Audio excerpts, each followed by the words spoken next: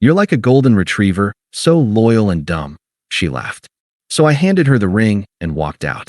Now she's cold, alone, and begging for a place to stay.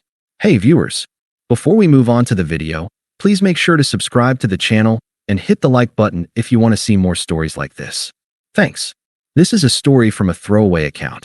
I've been a lurker for a long time, but I need to get this off my chest. I'm a 29M, and until 6 months ago, I was engaged to a woman named Emily. We'd been together for 5 years. Everyone called us the perfect couple.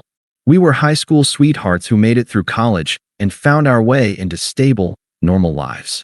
We had our routine: pizza and a movie on Fridays, a walk through the park on Sundays, and dinner with her parents on the last Tuesday of every month.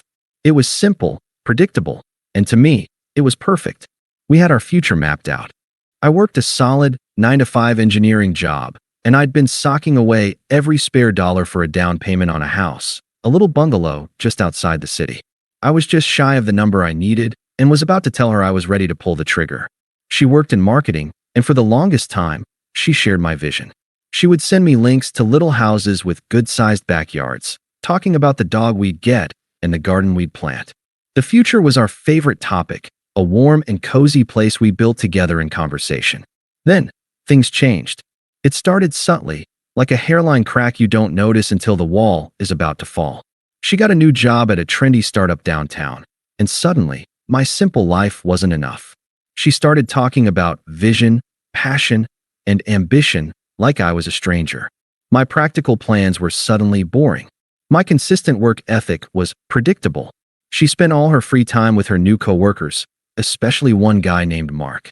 He was the kind of person who seemed to exist purely on social media, a self-proclaimed creative who was always posting blurry photos of him and a group of friends doing spontaneous things at weird hours of the night. The shift was infuriating. I'd come home excited to tell her about a project I nailed at work, and she'd just scroll through her phone and grunt. One night, I was showing her a picture of a house I'd found online. It was everything we had ever wanted. A 2-bedroom, 1 bath with a big oak tree in the front yard. I was so proud, so ready. I was about to tell her I had enough money that we could go look at it this weekend. She glanced at the screen for a moment, her eyes flat and uninterested, then went back to her phone. You know, she said without looking up, her thumb still tapping. Mark just got a grant for his photo series. He's going to spend a month in Iceland. She sighed, a deep, performative exhale. Must be nice to actually have a passion. I felt a cold knot form in my stomach. I just looked at her, at the stranger who was talking about some guy's artistic grant while I was showing her the dream we had built together, the physical manifestation of all my hard work. I didn't respond, just closed my laptop and went to bed.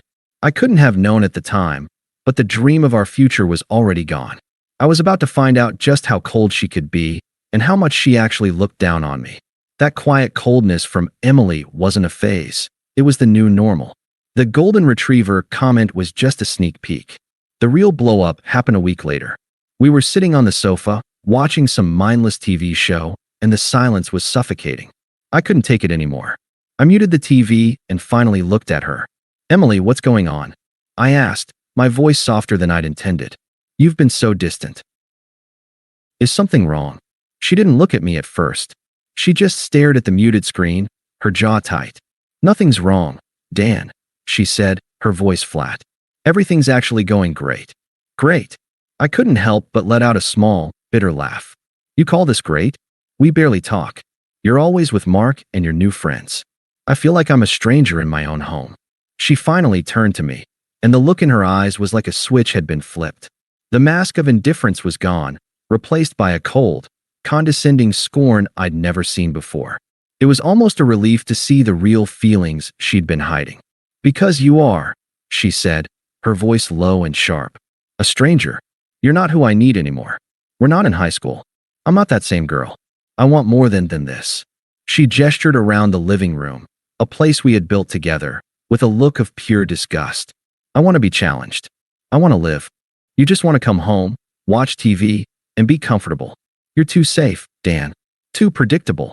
I deserve someone who understands my ambition, not someone who's just a constant presence. I felt the blood drain from my face. I finally had my answer, and it was a gut punch. So what are you saying? You're just done with me. She sighed and finally said it. I've been seeing Mark for a while now. He gets me. He understands that life is about more than a down payment and a two-bedroom house. He sees the real me. My mind raced back to all the little moments of her being on her phone, the excuses she made to stay late at work, the way she would light up when he texted her. I'd been a fool. The golden retriever she'd been talking about was me. I was the loyal, predictable pet she was bored with. That's when she gave me the line that will probably haunt me for the rest of my life. She didn't just say it. She laughed as she said it, a cruel, airy sound that was meant to belittle me completely. Honestly, you're like a golden retriever. So loyal and dumb. I'm bored. In that moment, something inside me broke. It wasn't my heart. It was my will to fight for her, to beg, or to even show her a shred of emotion. I just sat there, looking at this stranger. She had no idea that I had a surprise for her, a final act of devotion that was about to become the last thing I ever did for her. I reached into the pocket of my jeans and pulled out the small velvet box I'd been carrying for a month, waiting for the perfect moment. I took out the ring, a beautiful, simple diamond I had agonized over. She stopped talking, her smile fading as she looked at the ring. The smugness on her face was replaced by a flicker of confusion, then a sort of smug victory. It was what she expected, a desperate, final play. I took the ring and, without a word, placed it on the coffee table between us. I didn't get down on one knee. I didn't plead or cry or ask her to stay. I just looked at the symbol of the future we would never have, and a wave of calm washed over me. I finally understood everything. Her disdain for my stability, her boredom with my loyalty, her contempt for my character. She saw it all as a weakness.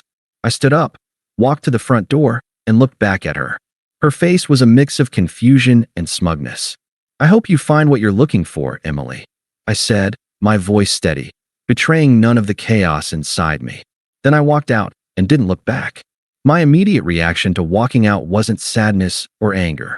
It was a kind of hollow calm. It was the quiet you hear after a bomb goes off, a ringing in your ears that tells you something catastrophic just happened, but your body hasn't caught up yet. I drove for a while, just aiming the car away from the life I had so carefully built. I didn't cry. I didn't scream. I just kept driving until the streetlights gave way to the black nothingness of the highway. I went to my brother's place that night, just showing up on his doorstep at 2 a.m. He took one look at my face and didn't ask a single question. He just handed me a beer and a spare blanket, and I slept on his sofa for the next 2 weeks. I went to work every day, like a zombie. I ate what he put in front of me, worked out when he dragged me to the gym, and went to bed every night without ever checking my phone. I had ghosted Emily completely. I blocked her on my phone, her friends and family on social media, and muted every group chat we had in common. My mind was like a fortress. I knew if I let a single crack in, all the pain and confusion would flood in, and I wasn't ready to deal with it. The silence was deafening, but also, in a strange way, healing. I used the money I had saved for the down payment and made a drastic decision. I quit my job and took a position at a different company in a city 100 miles away, a place where I knew absolutely no one. I bought a small, one-bedroom apartment with a killer view of the skyline. I started cooking for myself, taking long walks at night, and reading the books I never had time for. I wasn't focused on getting revenge or proving anything to Emily. I was focused on survival. I was building a new life, a life that was just for me. The months went by, and the sting of the betrayal faded. The calm was no longer hollow. It was a genuine, unshakable peace. I'd cut so many people out of my life that I rarely heard anything about my old circle. But some things are just too good to stay quiet. The first crack in my fortress came in a text from my brother, just a few words. Mark is a total loser, dude. Over the next few weeks, I heard the full story, pieced together from different mutual acquaintances who couldn't resist gossiping. Emily's new life with her man of action was not what she'd expected. Mark, the artsy visionary, didn't have a grant. He had a rich aunt who funded his projects. His loft apartment was a rental, and he was behind on his rent and deep in debt from trying to keep up with his own facade. The worst part, the part that felt like cosmic justice, was what he did to her. She had bragged about him getting her a job at his company. What she didn't mention was that it was an unpaid internship, and he was cheating on her with one of the paid employees. He'd also posted a drunken rant about her online. calling her a clingy charity case and a gold digger without the gold. All the friends she had dropped me for were now laughing at her behind her back. The adventurous life she wanted was just a series of emotional and financial disasters. I heard she was living back with her parents, having lost her new job after the social media humiliation went viral. She had no car, no money, and the so-called man of passion had left her with a mountain of his debt and a completely shattered reputation. The person who had once laughed and told me my life was boring and predictable was now staring at a life that had completely unraveled. She got the chaos she wanted, and it broke her. The golden retriever was long gone, and the world outside the front door, the one she'd been so eager to see, had bitten her hard. I didn't feel sorry for her, not for a second. I just felt nothing. The peace I had built was a shield against her past, and it was working perfectly.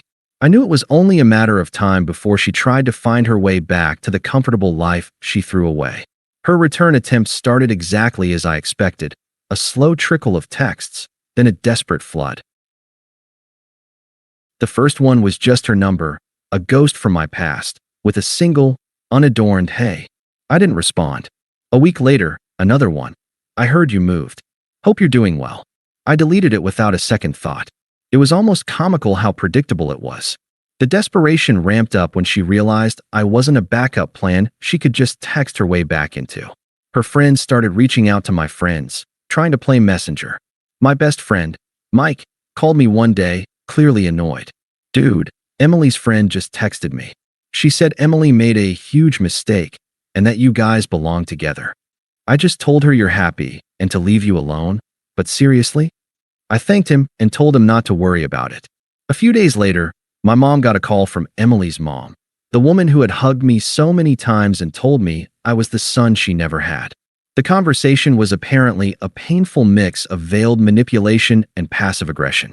"You have to talk to him," Emily's mom had insisted. "He's so stubborn. She's a wreck. We're so worried about her." My mom, thankfully, knows me better than that. She calmly told her that my life was my own and that I was doing great, and promptly hung up. The calls and texts escalated.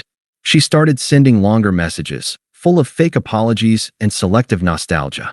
"I know I messed up. I was stupid. I just miss our quiet nights in, our little rituals. I miss you." The messages became more frantic, and when she got no response, they turned bitter. "You're just going to ignore me? After everything we had?" She was showing her true colors, the entitlement that lay beneath her bored facade.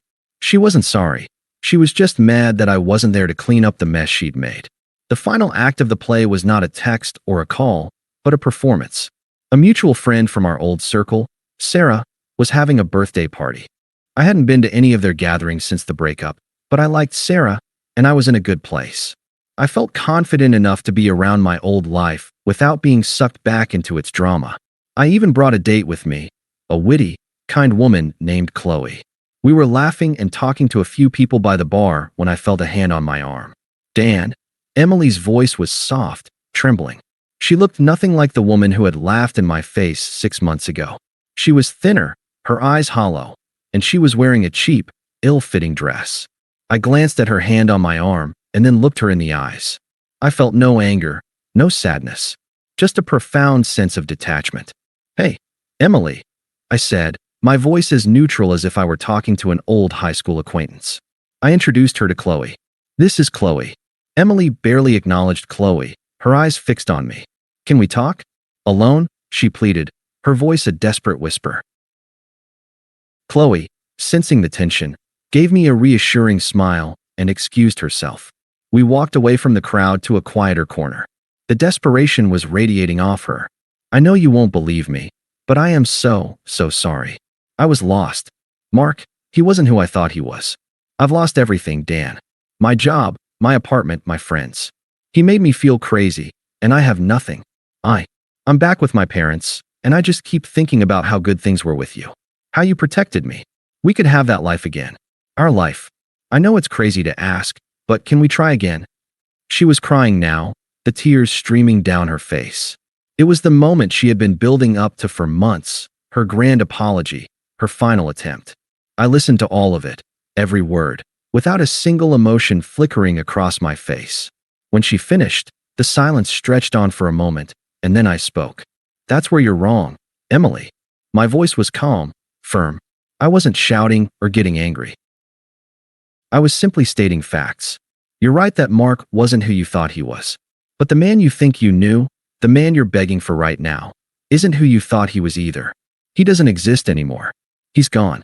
That old life, our life, was built on a lie. It was built on me being a golden retriever, as you so eloquently put it. It was built on me protecting you, forgiving you, and putting your feelings ahead of my own. That's not who I am anymore. I paused and took a breath.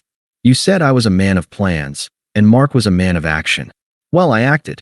I took all the things you called boring and built a new life, a real one, far away from all this. I don't know that person anymore, and I don't want to. I'm happy now. I'm building a life for myself, not for a woman who looks down on me.